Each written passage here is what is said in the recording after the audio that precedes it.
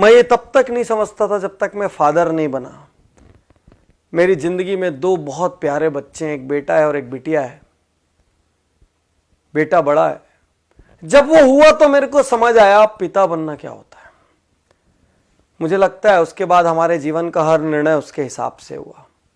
यहां जाने से वो रोता है, वहां नहीं जाएंगे। वहां जाने से वो हंसता है तो वहां जाएंगे। उसको इस तरीके की पिक्चरें पसंद है तो ऐसी पिक्चरें जाएंगे। उसको मॉल में जाना पसंद है तो मॉल में जाएंगे।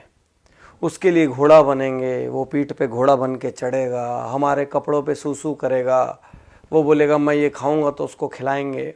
अपनी कोई जरूरत पूरी हो ना हो, अपनी इच्छाएं अधूरी रह जाए, लेकिन उसकी जो इच्छा हुई वो पूरी करेंगे। और मैं ही नहीं, मुझे लगता है दुनिया का हर माँ बाप अपनी सामर्थ्य में अपने बच्चे की हर इच्छा पूरी करता है।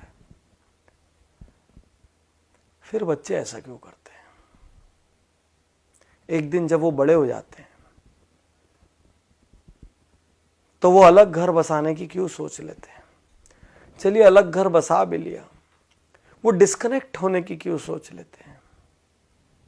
कोई पत्नी अपने पति के कहने पर, कोई पति अपनी पत्नी के कहने पर अपने माँ बाप को क्यों छोड़ देता है, जिसने पैदा किया, इतना बड़ा किया, एक एक दुख उठाया, हर सुख ही उनसे जुड़ा था। सच कहूं तो संतान होने के बाद माता पिता का जीवन ही नहीं रह जाता। संतान हंसता है तो वो हंसते हैं, और संतान रोती है तो वो रोते हैं। फिर बच्चे ऐसा क्यों करते हैं? एक पिता रात को बिस्तर पर लेटे हुए थे।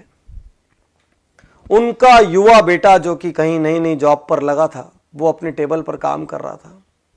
अचानक छत में कुछ खड़खड़ाने की आवाज आई। पिता ने उससे कहा, बेटा छत में कुछ आवाज आ रही है, देखो कुछ गलत ना हो जाए।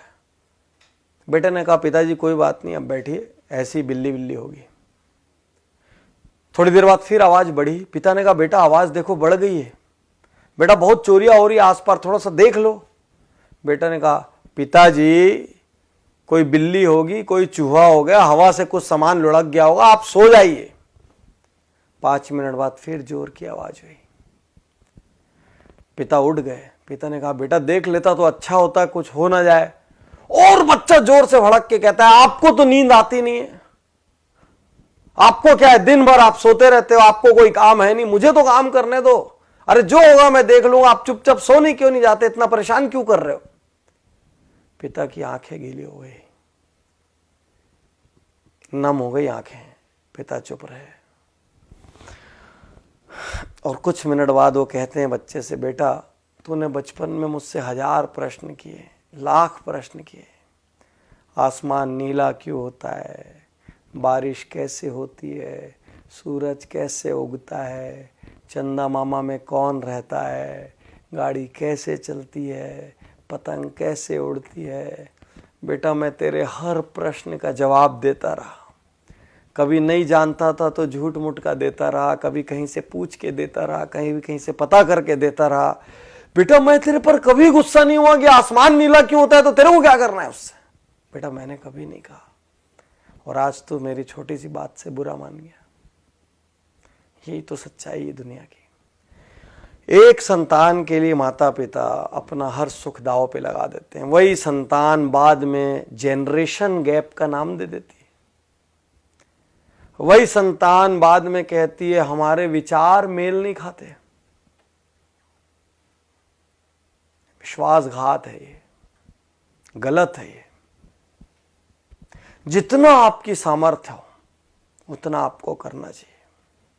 मैं ये नहीं कहता कि आप श्रवण कुमार बन जाए और कांधे पर उठाकर लेके जाएं, लेकिन जितनी आपकी सामर्थ्य हो उतना आपका दायित्व बनता है।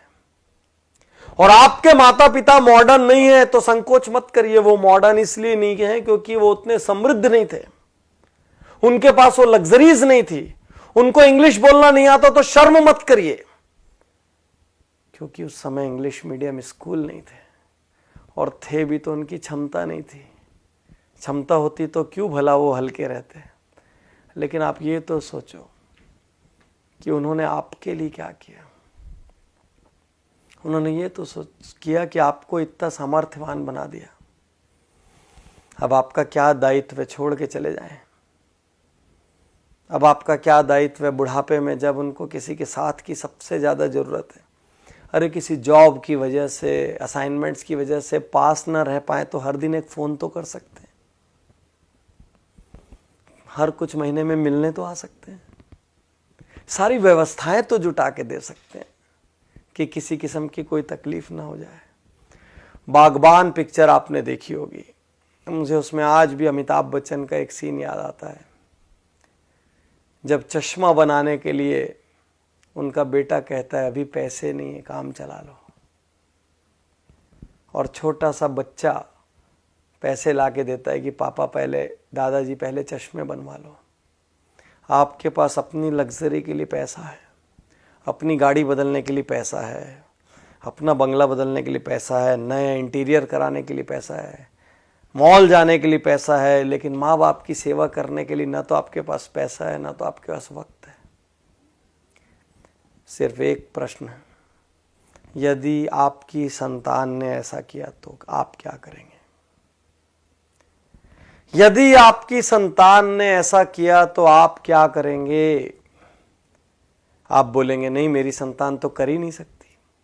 लेकिन आपके माँ बाप ने भी तो ये नहीं सोचा था ना कि आप ऐसा करेंगे, नहीं तो आपको दूध क्यों पिलाते, आपको बड़ा क्यों करते, जब एक दिन विश्वासघात लेना था तो। आज आप जो कर रहे हैं ना, वो कल आपके साथ भी हो सकता है। सोचिए, गणेश जी ने माता पिता के 3 चक्कर लगा लिए थे और उसी से उनका दुनिया का सारा चक्कर हो गया था।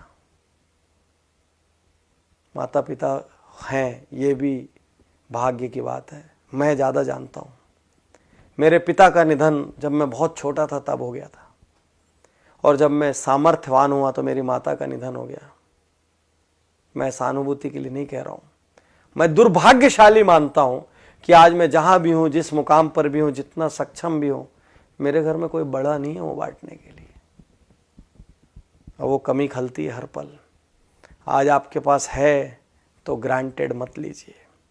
आप किसी देश में जॉब कर रहे हो, किसी शहर में जॉब कर रहे हो, एक कॉल अपने माँ बाप को कर सकते हैं। 2 मिनट के लिए व्हाट्सएप कम कर दीजिए, उस दिन 5 मिनट के लिए फेसबुक मत देखिए, कर सकते हैं। अपनी सैलरी का कुछ हिस्सा बिना किसी स्वार्थ के आप अपने माँ बाप के लिए रिजर्व कर सकते हैं,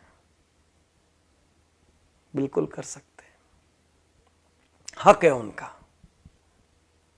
और उनकी सारी जरूरतें पूरी हो जाएं। मैं ये नहीं कह रहा कि आप सब कुछ अपना छोड़ के कर दें, वो तो संभव नहीं है इस युग में, लेकिन जितनी सामर्थ्य है बिना स्वार्थ के कर सकते हैं। आप पूछ के देखिए। और यदि आपकी संतान ने ऐसा कर दिया ना साथियों, तो याद रखना ये बीज आपका बोया हुआ है।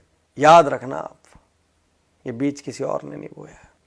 हर किसी से मैं कहता हूँ, अपने माँ बाप का बहुत आदर करो, क्योंकि आपकी संतान वही करेगी जो आपको करते हुए देख रही है। आप माँ बाप का अनादर करो और अपनी संतान से कहो मेरा आदर करना संभव नहीं है।